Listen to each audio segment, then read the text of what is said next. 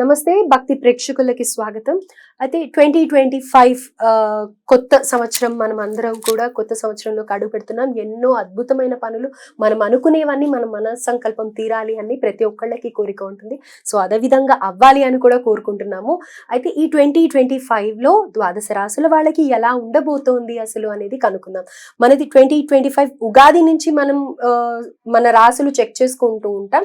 కానీ ఇప్పుడు కొంచెం త్వరగా ఇంగ్లీష్ క్యాలెండర్ ప్రకారం కూడా అందరు చూసుకుంటూ ఉన్నారు కాబట్టి అందరికి తగినట్టుగా ఎలా ఉండబోతుంది అనేది మనతో డిస్కస్ చేయడానికి ప్రస్తుతం మనతో పాటు మన స్టూడియోలో ఆస్ట్రాలజర్ అనుపమ గారు ఉన్నారు. వారితో మాట్లాడి ద్వాదశ రాశుల వివరాలు తెలుసుకుందాం.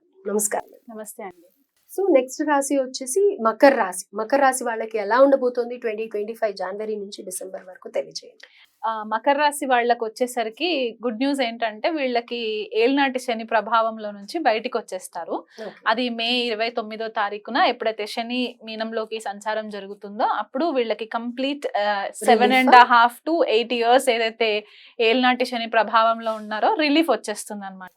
అయితే ఒక మాట అంటూ ఉంటారు కదా, ఏళ్నాటి శని స్టార్ట్ అయ్యేటప్పుడు శనీశ్వరుడు పాజిటివ్ రిజల్ట్స్ ఇస్తాడు, బ్యాడ్ రిజల్ట్స్ ఇస్తాడు. అయితే స్టార్ట్ అయినప్పుడు నెగటివ్ రిజల్ట్స్ ఉన్న వాళ్ళకి ఎండింగ్ లో ఎలా ఉంటుంది, తర్వాత పాజిటివ్ రిజల్ట్స్ ఉన్న వాళ్ళకి ఎండింగ్ లో నెగటివ్ రిజల్ట్స్ ఏమైనా ఉంటాయా?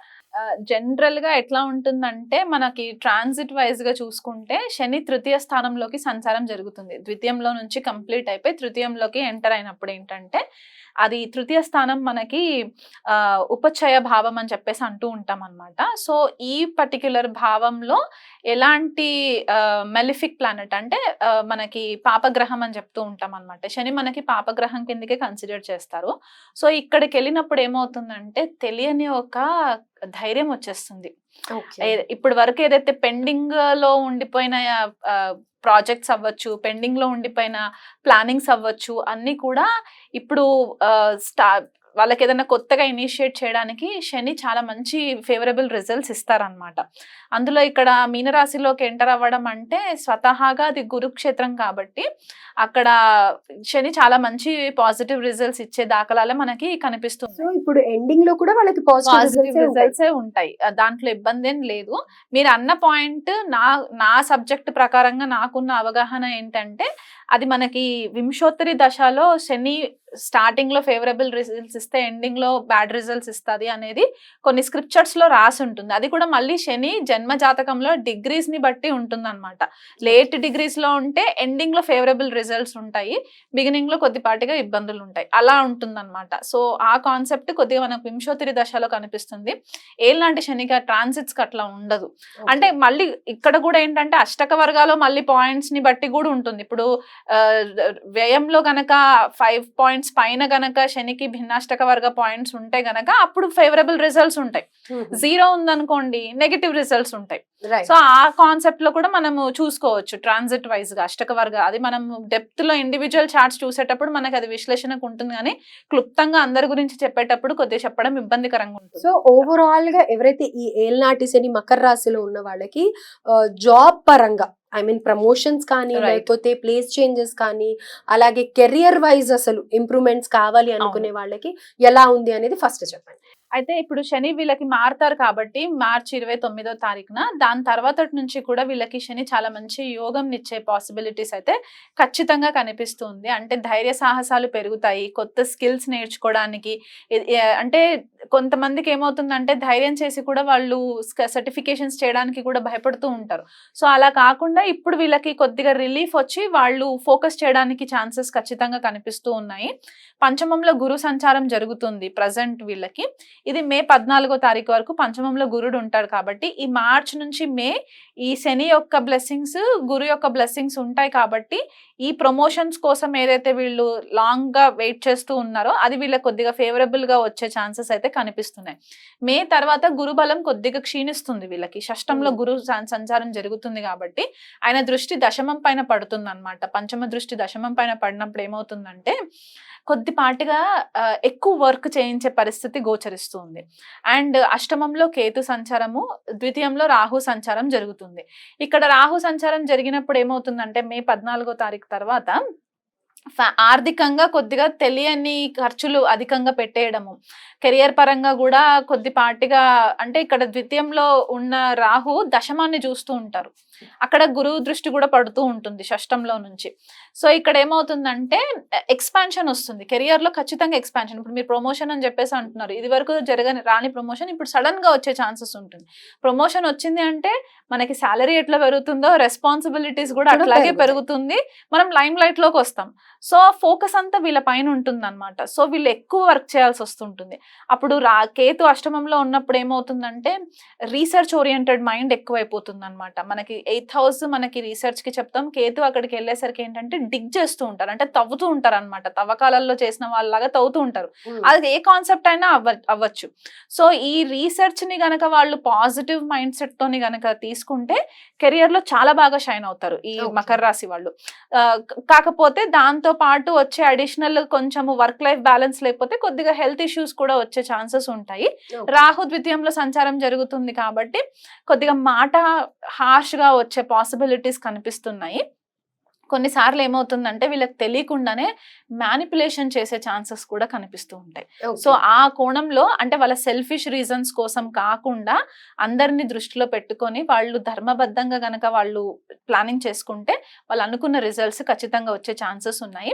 కాకపోతే కెరియర్ పైన ఎక్కువ ఫోకస్ చేసేసరికి ఫ్యామిలీకి దూరం అవ్వడం జరిగే పరిస్థితి కనిపిస్తుంది. ఎందుకంటే ద్వితీయంలో రాహు కొద్దిపాటిగా ఫ్యామిలీలో డిస్టర్బెన్సెస్ క్రియేట్ చేస్తాడు ఫ్యామిలీ రిలేషన్షిప్స్ లో. సో అండ్ ఒకవేళ ఇన్కమ్ ఎక్కువ వస్తుంది అనుకోండి, ఫ్యామిలీ ప్రాబ్లమ్స్ క్రియేట్ చేస్తాడు. ఫ్యామిలీ బాగుంటే ఇన్కమ్ రిసోర్సెస్ తగ్గుతాయి, ఏదో ఒకటి మనకి బ్యాలెన్స్ అవ్వడానికి కొంచెము ప్రాబ్లమ్స్ అయితే కనిపిస్తున్నాయి. సో ఆ కోణంలో కొద్దిగా కేర్ఫుల్ ఉండాలి. డెంటల్ సంబంధించి ప్రాబ్లమ్స్ వస్తాయి, అంటే పళ్ళకి సంబంధించి మౌత్ కి సంబంధించి మౌత్ అల్సర్స్ రావడము ఇట్లాంటివి జరిగే ఛాన్సెస్ కూడా ఉన్నాయి.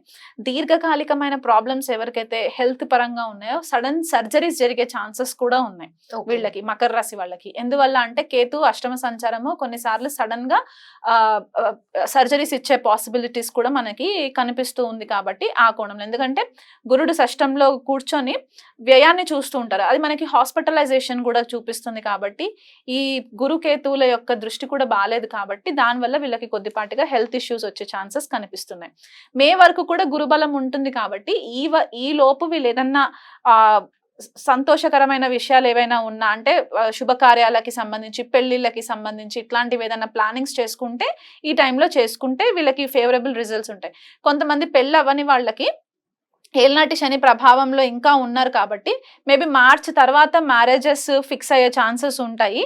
అక్కడ గురుబలము కొద్దిగా షష్టంలోకి గురుడు మారిన తర్వాత శుభకార్యాల కోసం ఎక్కువ డబ్బు ఖర్చు పెట్టించడం, ఎందుకంటే మనకి వ్యయాన్ని చూస్తూ ఉంటాడు, హాస్పిటలైజేషనే కాకుండా డబ్బులు ఖర్చు పెట్టడం కూడా జరుగుతుంది. కాబట్టి శుభకార్యాల కోసం డబ్బులు ఖర్చు పెట్టే ఛాన్సెస్ కనిపిస్తూ ఉంది. కెరియర్ పరంగా అయితే చాలా బాగుంటుంది, హెల్త్ కొంచెం కేర్ఫుల్ గా ఉండాలి.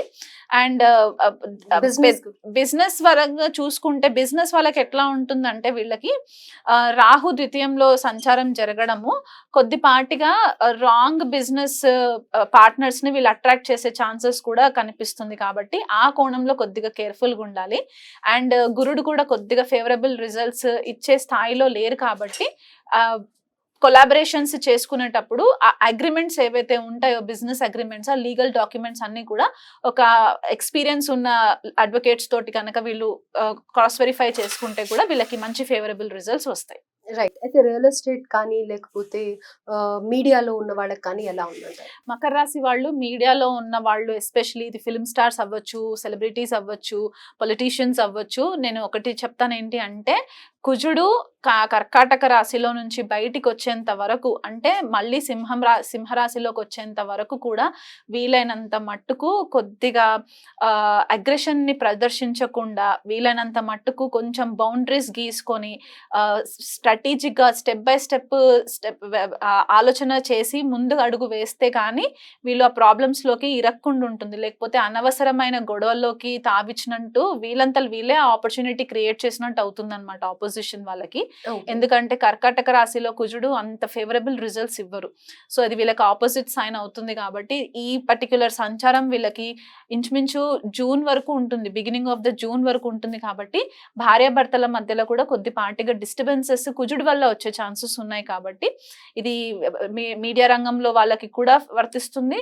And at the same time మనకి సెలబ్రిటీస్ చార్ట్స్లలో కూడా వర్తిస్తుంది. అండ్ ప్రతి రియల్ ఒక్కళ్ళకి. Real Right. ఎస్టేట్ ఎస్పెషల్లీ ఎందుకంటే మనకి భూమికి కారకుడు కుజుడు కాబట్టి ఆ కోణంలో కూడా మనము చూసుకుంటే అంత ఫేవరబుల్ రిజల్ట్స్ లేవు. సో ఆచితూచి అడిగేయాలి ఓవరాల్ గా Yes, అయితే. ఖచ్చితంగా. రైట్. సో వీళ్ళు చేసుకోవాల్సిన రెమెడీ ఏంటంటారు? వీళ్ళు గురువుకి ఫస్ట్ రెమెడీ చేసుకోవాలి. మే తర్వాత నుంచి, మే వరకు కూడా బాగానే ఉంటుంది, మే 14 తారీఖు వరకు. కానీ గురుడికి రెమెడీ చేసుకోవాలి అని అంటే వీళ్ళు దగ్గరలో ఉన్న నవగ్రహ టెంపుల్స్ లో గురువు అక్కడ ఉంటారు కాబట్టి గురువుకి 16 ప్రదక్షిణాలు చేసుకొని బేసన్తో చేసిన లడ్డూలు ఉంటాయి కదా, ఆ లడ్డూలు అక్కడ స్వామివారికి అక్కడ పెట్టి అక్కడ పిల్లలకి 12 ఏళ్ళ లోపు పిల్లలకి పంచిపెట్టడం ఒకటి అవ్వచ్చు. లేదా అరటిపండు చెట్టు ఉంటుంది కదా, అరటి చెట్టు కింద దానికి దగ్గరలో దీపం పెట్టడము, ఆవు నెయ్యితో దీపం పెట్టడము, దత్తపారాయణం చేసుకోవడము, వీలైనంత మట్టుకు గురువుల యొక్క సలహా తీసుకోవడము, పెద్దల పట్ల కొద్దిగా రెస్పెక్ట్ భావంతో వాళ్ళు చెప్పే సలహాలని పాటించడము, ఎదురు సమాధానాలు చెప్పకుండా ఉండడము, అండ్ ఏదైనా టెంపుల్లో సేవ చేయడము. వీలైతే గురువారం రోజు ఏదైనా సేవ చేసుకున్నా కూడా వీళ్ళకి గురువు బలం యొక్క ఎనర్జీస్ వీళ్ళకి కొద్దిగా ఫేవరబుల్ రిజల్ట్స్ ఇచ్చే ఛాన్సెస్ ఉన్నాయి. సో ఓవరాల్ గా వీళ్ళు చేయాల్సిందంతా గురువుకి, ఎవరైతే సాయిబాబాని నమ్ముతారో సాయిబాబాకి, దత్తాత్రేయుల వారైతే దత్తాత్రేయుల వారికి, ఏ గురువు అయినా సరే వాళ్ళు గురువుగా భావించే వాళ్ళకి ఓవరాల్ గా సేవ చేసుకుంటే ఇలాంటి అబ్స్టాకల్స్ నుంచి బయటపడతారు. బయటపడతారు. రైట్. థ్యాంక్ యూ అండి. నమస్తే.